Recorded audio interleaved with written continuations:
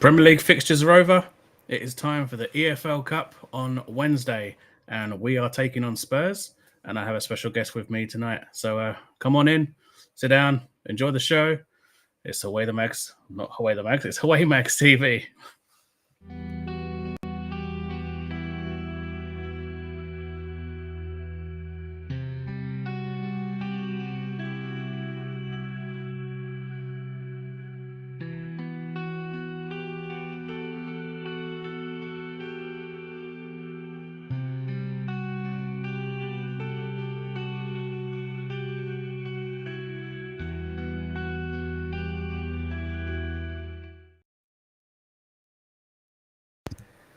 Good evening, everybody. Hope you're well. Let me just bring in my guest now. We got Harry. Welcome in, Harry. How you doing?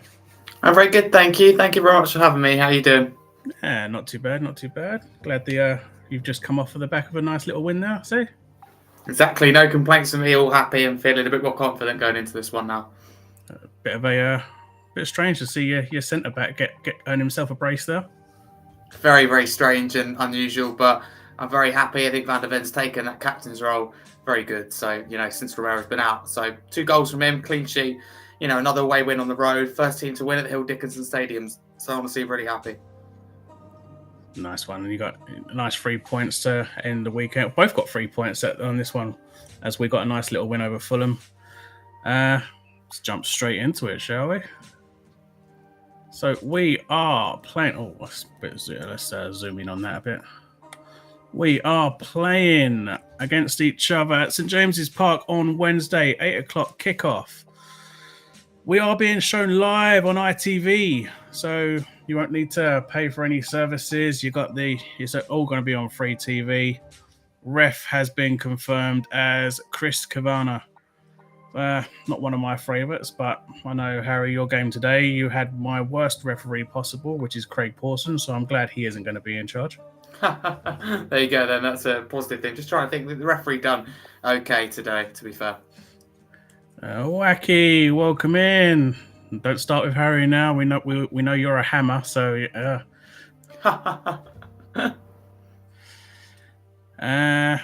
what's your feelings going to go into this game? I know that I did put out a little short saying that most recently we have seemed to be quite the bogey team for Spurs. Yeah, absolutely. A little bit nervous going into it because in terms of this competition in particular, you have to beat the best to be the best. That's the way I'm looking at it, and it's going to be extremely tough. I think no team should look forward to playing at St James's Park, going up against Newcastle, a strong physical side that make it difficult in front of their home fans. Always feel almost intimidated when you go to Newcastle, which is what they want you to feel. It's a tough place to go. So it's going to be a tough game for Tottenham. It's a real mentality test, but it sounds silly, but as much as it's daunting to go to James's Park, the fact is the way it could be a blessing in disguise to Tottenham because we've had a really good away record this season, but haven't found the right balance at home. And the reason for that is there seems to be this expectation, I think, amongst Frank and amongst the fans, you've got to play a certain way at home.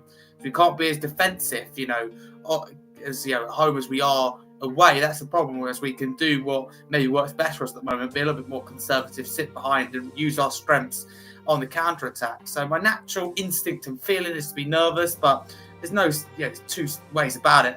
Winning 3-0 away to Everton is a big, big victory, and that's given me a lot more confidence going into it that we can somehow grind out a result. But it's going to be tough.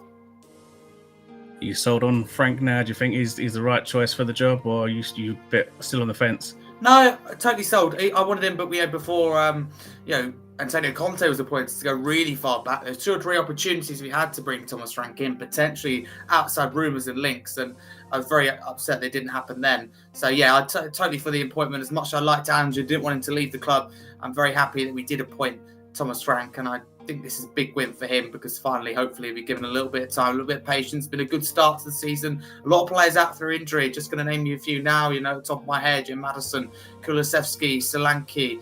These are players that change games for Tottenham. They're regular first team players. So I think he's done an incredible job to sit 3rd place, unbeaten in the Champions League, still in the Carabao Cup, of course, playing you guys. So I'm very, very happy, totally sold. Literally, I couldn't be any more sold that it's going to work for him at Tottenham.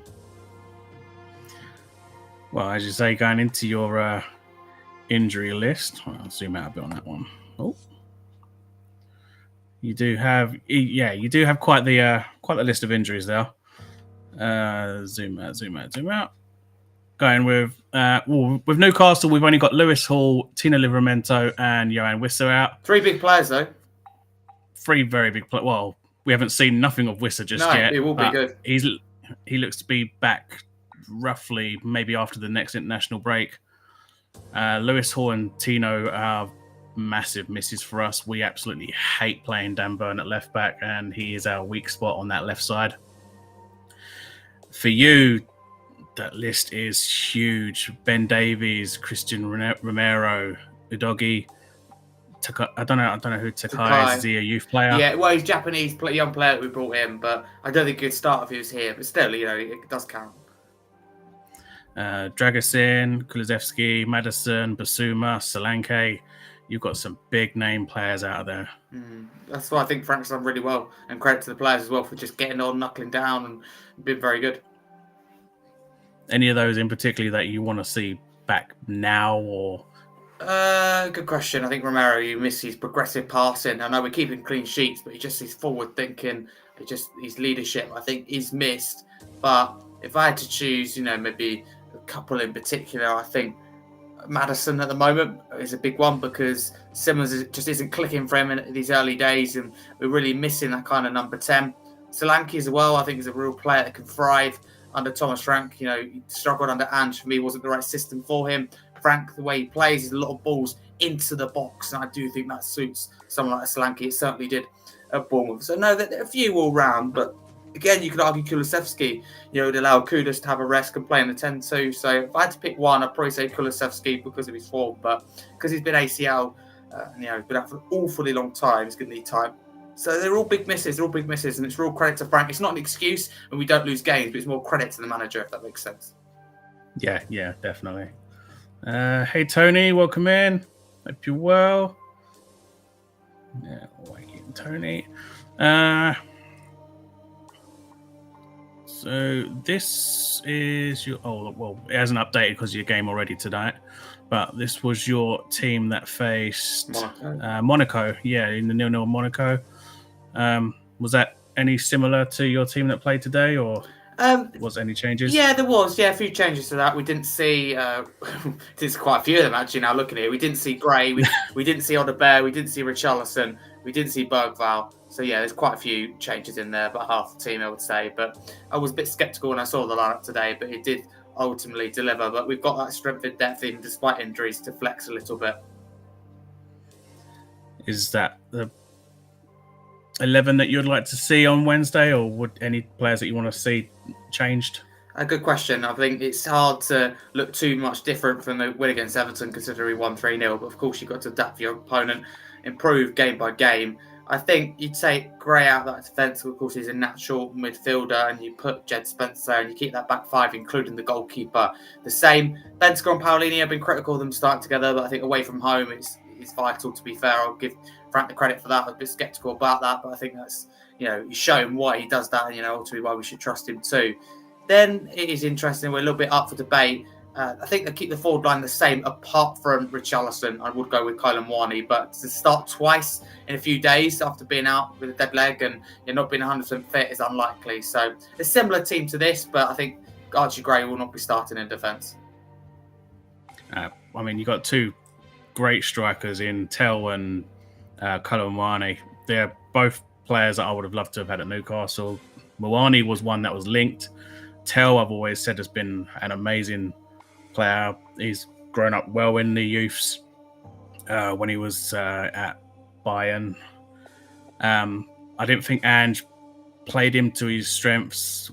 I think he's getting there under Frank. He's shown some of his true potential that he can produce. Yeah, he has shown a tiny bit. I still think he's in terms of striker position, I think he does fall behind. I think Mwani proved it today already that Mwani's ahead of him. I think falls behind Dominic Solanke, falls behind Richarlison. So if he wants to be a Tottenham striker, he's probably find himself third or fourth realistically. Doesn't mean he's not going to get minutes because, of course, he's got lots of different competitions. If he, Frank believes he can be a left winger, which he originally did say, but then hasn't hardly played in there, then that's a position where he could take more easily because, of course, Mwani can play there, Simmons can play there, Odebear can play there, Johnson can play there, but nobody's made that position theirs, if that makes sense. So there's a lot more room for him to become a left winger. But I agree with you. I'm defended Tell relentlessly. I think he's had moments he looks very good, but for him it's just about consistency, and has he got the quality? It remains to be seen. But he certainly, he's had good moments. But you're right. I don't think he was used in the right way at all last season.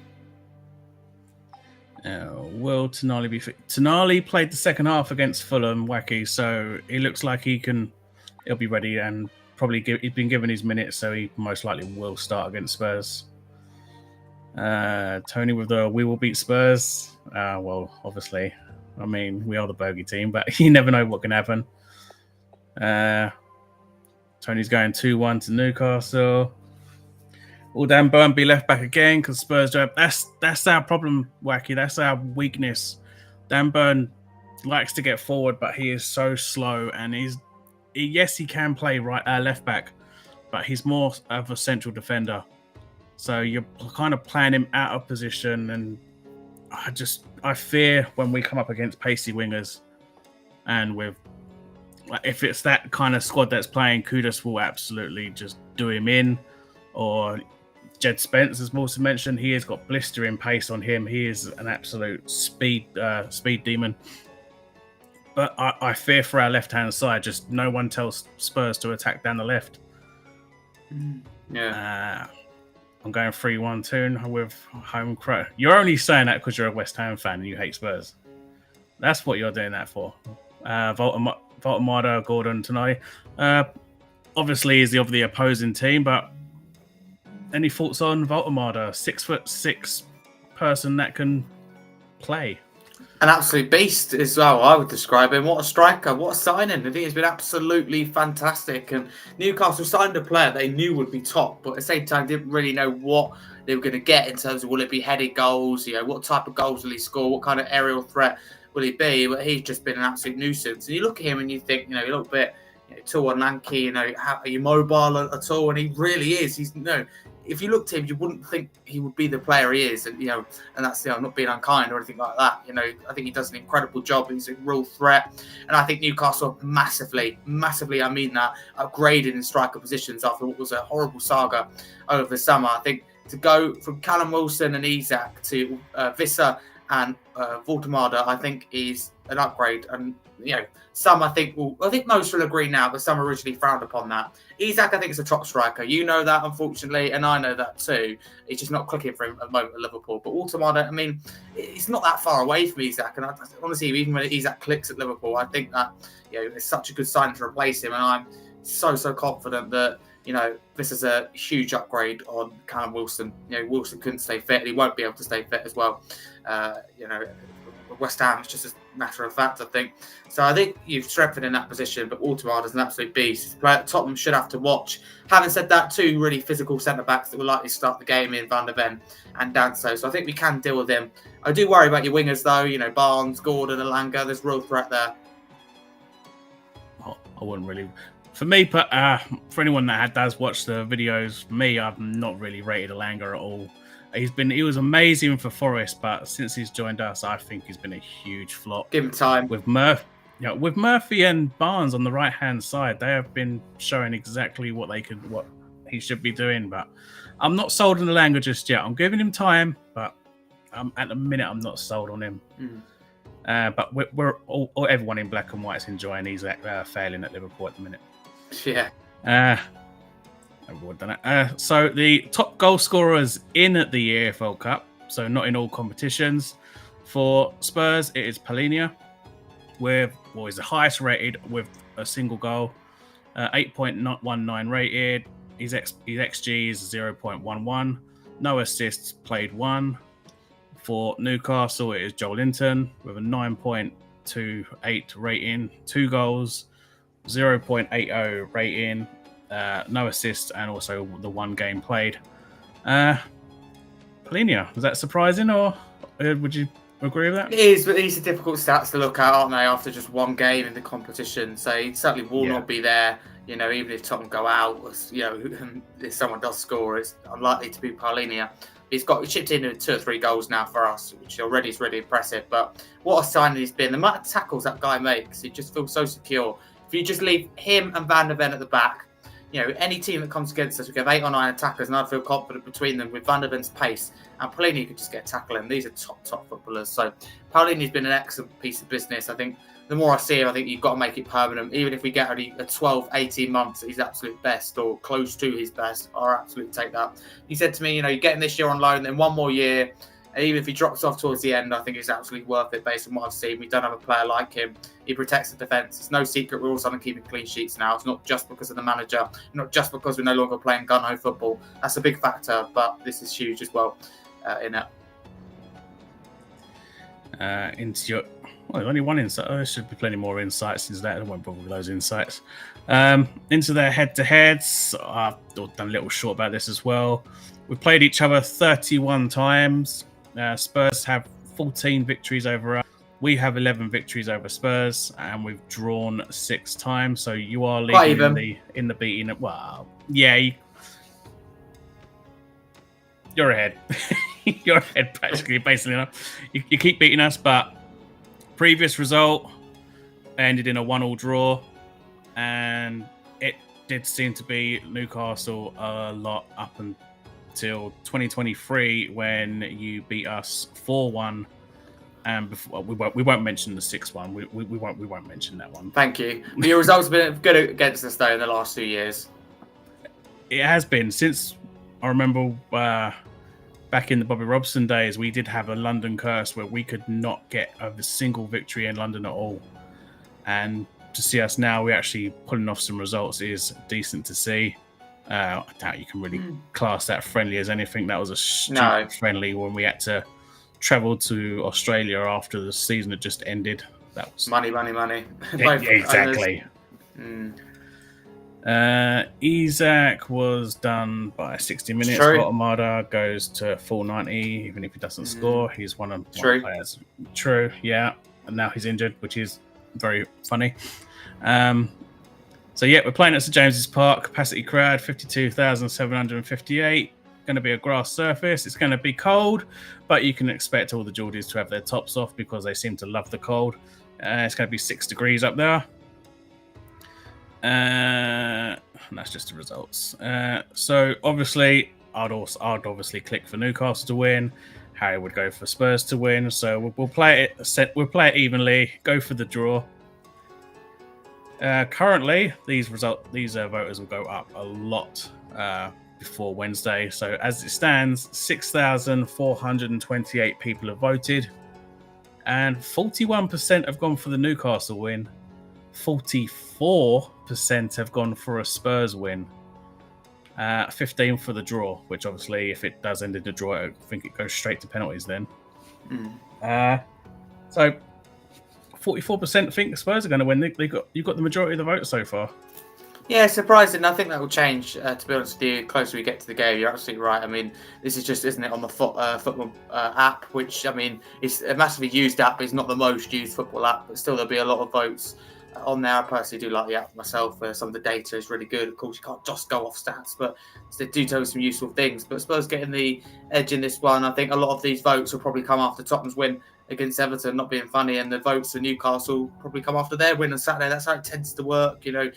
As a fan, you feel impulsive after a game. And I'm not being funny, before that Everton game, I'm like, we're going to lose. I'm really worried about this. And I think, we're going to slump and probably finish about 6th or 7th. But just that win after that, and now thinking, why can't we be in the top 4 conversation? And without being reactionary, which as fans we all naturally are, you just all of a sudden, like, a win changes a lot. A big win like that, and it's Everton away is tough. It's tough, and to win 3-0, I'm very happy with. So Tottenham give me the edge at the moment. I think it'll be really even. Maybe Newcastle slightly edging it, come closer to the game. But I'll take that. Yeah, of course, take anything as long as it comes your way. Obviously, we're going to want to really fight for it to try and keep hold of a trophy that we haven't won in 70 odd years, and it's something we definitely want to keep a hold of. Other than that, I'm not sure if there's anything else on here. The only insight there is at the current form. We'll take a quick look at that. You've currently beaten Everton. You drew to Monaco, lost to Aston Villa, beat Leeds, and drew to Bodo. Obviously, you played them last season as well, I think it was. Yeah. I think it was it a draw last time as well? We beat them. You beat them. When you pass 5, 2 wins. Yeah, okay. I think it's okay. I think the Everton win makes it look a little bit better, but I think overall it's okay. Clear to see that there's a very big difference between home and away form. At home we've been bad, really bad, and it's the performances as well. We should have lost to Wolves, we got away with a point, which in the end we're all celebrated. And I'm celebrated by thinking I celebrated a point against Wolves. They've been catastrophic both before and after that game. So I like the mentality of the team and Frank to come back into the game, but you just think that's not. Still not a good result, even in the moment. Even if you score late, it's just making it. It's damage the rotation, but not in that kind of way. It's almost like a better way of putting it is it's like it's it could be catastrophic. It's not. It's just bad instead. If that makes sense. Tottenham, very mixed form, but I think overall a good start under Thomas Frank. It's never gonna be a case of Rome wasn't built, was it, overnight? Rome wasn't built in a day. It wasn't built on either of those. So I think time is the key. I'm very happy so far. And you certainly said to me, mate, this is before a ball was kicked, 26th of October, the time for recording live, that we'd, be third place in the Premier League table, unbeaten in the Champions League, still in the Carabao Cup. Would have gone, absolutely, thank you very much. And that's the reality. And we got more players out injured since than we would have expected. So I'm happy. Form's okay. I'll just say okay because the performances haven't been there necessarily. But at the same time, 1 defeat in 5, that's not bad at all. Your form is decent as well. I'm surprised to see so many greens after the season we've had. I've not been. Yeah. Well, I think most of us have not actually been happy with the season so far with how defensive we've been playing. Eddie Howe is quite the attacking type manager. We always play the 4-3-3, but recently we seem to tend to go to that 5 at the back, and 5 at the back for us has never worked, even under Steve Bruce. Absolutely hated the 5 at the back. I don't know why we keep doing that and going defensively. But against Benfica and against Fulham, we showed some of what we're used to doing, attacking. And I'm hoping that continues. I don't like it, especially at home. I hate seeing teams with home advantage defending. Who would you both like to get in for the January window? For me personally, it has to be a left back because we've only got Lewis Hall. So a left back for me is the must. Any position you want to strengthen in January? Yeah, good question. I think a lot of it depends from now to then in terms of current injured players when they're back and who gets that injured till then. And context is vital, isn't it? But I will answer your question. I think fullbacks potentially for Tottenham. Can we rely on Ben Davies? I know we have 4 fullbacks, but for me it's 3 good fullbacks we have in Porro, Spence and Udogie. I like Davies, but I think he's past his sell by date is how I like to put it. And it sounds harsh and I don't mean that at all again. In a horrible way, so that would be the obvious one. Maybe a left winger if we could bring them in because we have the numbers. We have quite a few left wingers, but we didn't replace Son, so therefore you lose that quality. That was right to move him on. Definitely past his best. Just needed a change of scenery for me, Son. Something that's a little bit slower and suit his game. He's thriving, by the way, in the MSL for LAFC, ripping it up. And I mean that. He's literally his numbers are, Kane level. What he's doing for Bayern Munich, of course, at a completely different level, but they're good from Son either way. Not bad at all.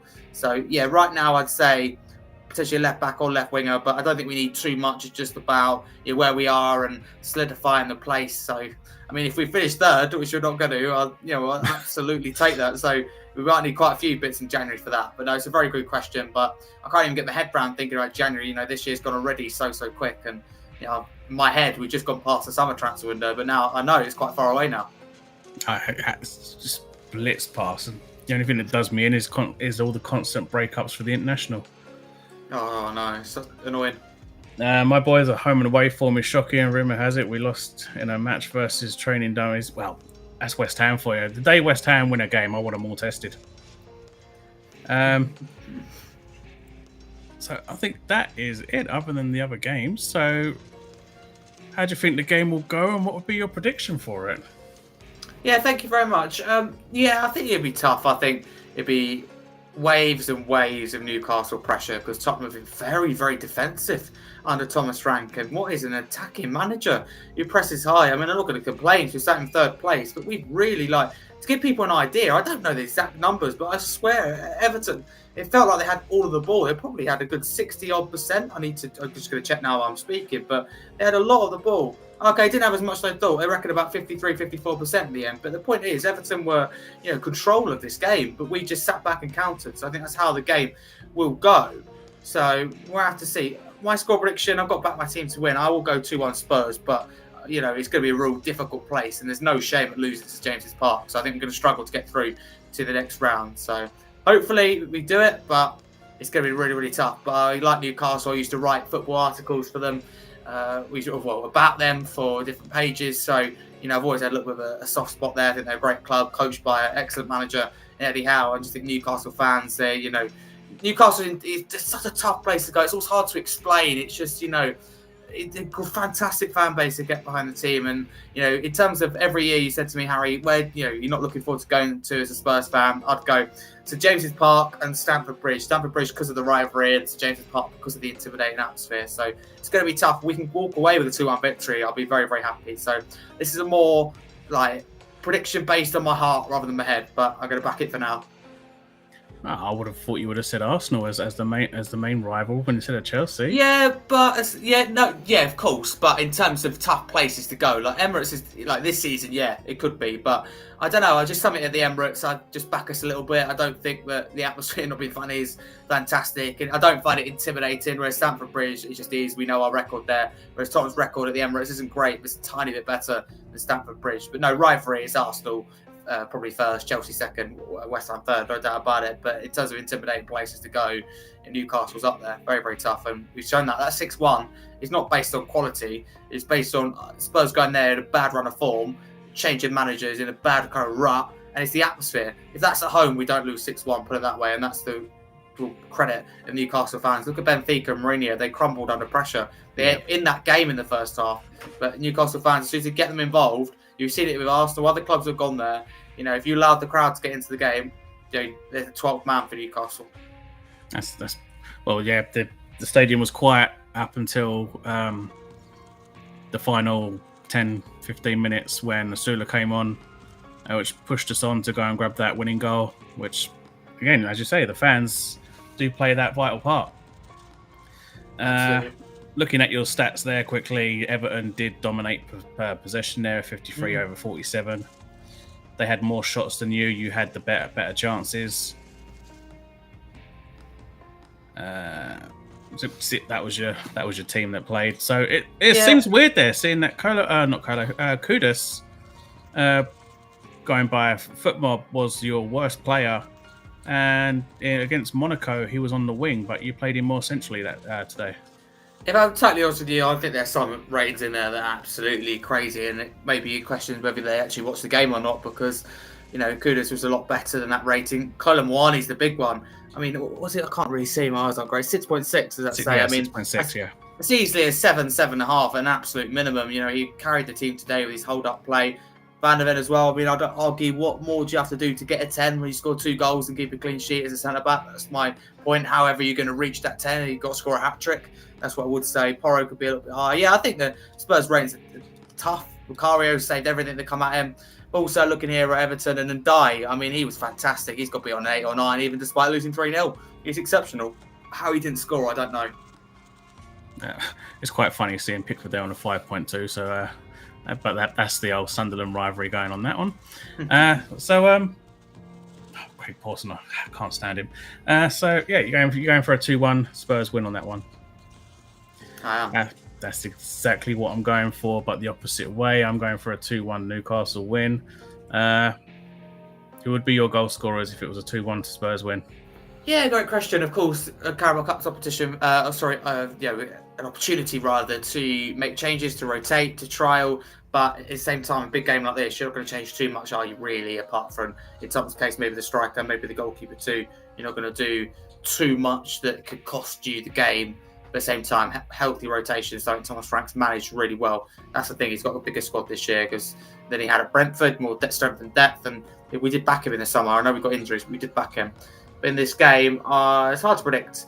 I think Kudus versus Dan Burn, if Burn plays left back, assuming Kudus also starting that right, will be very, very interesting to see because Dan Burn's clever, he's experienced, he's physical, he's strong, and he's disciplined, but he's not quick. And what is Mohamed Kudus? Quick. and good at getting out of tight spaces. So I do back Kudus, but I wouldn't write off Dan Burn, even though they're like chalk and cheese in pace. Burn's clever. It's not all about pace in football. If you have the clever brain and a little bit of experience, you show Kudus where you want him to be. Back Burn in some aspects of that. I don't think Kudus wins overall. That'd be a great battle to watch. So who do I think Tottenham can score 2 goals? It's interesting. I'm going to go with one for Richarlison, hasn't scored in a few games. And I think, I'll back Paulini to score again. I'm going to go back on what I said in terms of, I don't think he'll be Tottenham's top scorer in the competition, but unless we go out, which you'll be happy for anyway. I think this will be his final goal in the competition, but I think the chip in maybe comes out from a corner. We seem to be scoring a lot from a set piece, but you need to be careful and watch our long throw-ins, our corners, because if I'm honest with you, as happy as I am today at the time of recording, winning 3-0, and happy as I am with our start to the season, we really do not look like scoring unless it is a set piece. And the third goal, yes, it did come from open play, but on a counter-attack when Everton were giving it absolutely everything, hammering Tom towards the end. So we don't look good going forward, which will relieve Newcastle in their defence. But I'd say good luck scoring past us, and that's how we've been, really. That's the story of our season so far. I definitely, and to say it about the defence, we do seem to have the better defence in the league because Pope does have the number of clean sheets. So it could be, well, actually no, because now we got possibly Botman being out with his head injury in the game against Fulham. So we will miss one of our bigger centre backs, but hopefully Fabian Schär can recapture his form and be there alongside Malik Chow, who's been an amazing signing for 30 mil. But for my 2 goal scorers, if we were to win 2-1, I would probably go for Nick Voltemada to grab 1, and hopefully if he plays, then I'd give the second one to Sandro. I think Tonali is an amazing player, and great to see him now signed a new contract extension to see him through until 2029. So that keeps everyone's hands off of him for a good few years to come. But yeah, I think that should just about do it. Harry, where can we find you and what you got coming up on your channel? Firstly, thanks so much for having me. Really appreciate it. And thank you for the incredible work that you do as well. Honestly, it means a lot. So if you aren't already, subscribe to Away the Mags TV. But thank you, like I said, for having me. You can follow me at Harry Scarfey across all socials. I'm a football writer, football content creator, and YouTuber. I also have my own channel, Harry Scarf, which contains Tottenham content, Premier League content, England content, but also now Spurs women content and England women content, FPL. We do literally everything at the moment, daily content, definitely daily shorts and videos, and quite a few podcasts, at least 2 Tottenham podcasts every single week. So if you can check that out, that means a lot. But honestly, thank you very much for having me. I've really enjoyed it, and all the best for the rest of the season as well after Wednesday. No worries. Always a pleasure to have you on. I'm losing it. Oh, yeah, there you go. Go check Harry out. Drop him a like, drop him a subscribe, hit the notification bell too, so you don't miss any videos he pops up. So yeah, thanks for coming on, Harry. I bet you're wanting to get away and watch the F1. So I won't keep you any longer. No, you're fine. Honestly, thank you. Keep up the incredible work, and you mean a lot. So all the work you do is just massively appreciated. So thank you very much. No worries. So yeah, guys, do leave your comments down below for your predictions, who you want to see changed in either squad. Yeah, I think that's pretty much it. Do check out both channels. Again, drop your likes, subscribe to the channel if you're new, hit the notification bell so you don't miss anything. I will be back at some point because I don't know when our next game is. Let me just check that up. Our next game is, I believe it is, I think it's West Ham, actually. That's a relief. Spurs have got Chelsea next, so there you go. Yes, we have West Ham, and we are travelling back down to London against West Ham. So, Wacky, get ready for a beating. Well, you've got home advantage against Chelsea, and yours is a 5:30 kickoff. Ooh. I'm dreading that, though. I must admit, I hate playing them. Gotta be honest. So yeah, Wednesday you won't have to find some dodgy streams. You won't have to pay for anything. I know most people don't like it, but you don't really have to watch any watch-alongs because it's being shown on free TV. Watch Newcastle versus Tottenham live on ITV1 on Wednesday, 8 o'clock kickoff, and we will see who gets the win on there. Other than that, everybody do take care. Thank you, Harry, for coming on. Thank you for having me. And I will catch you all. I forgot when we play. Sunday the 2nd. So Sunday, that would be on I will catch you on, no, not that Friday. Possibly on that Thursday. But if you follow me on X at HawaiiMags TV, then you'll know when I'm going live then. But other than that, do take care. And I will catch you next time. See you later.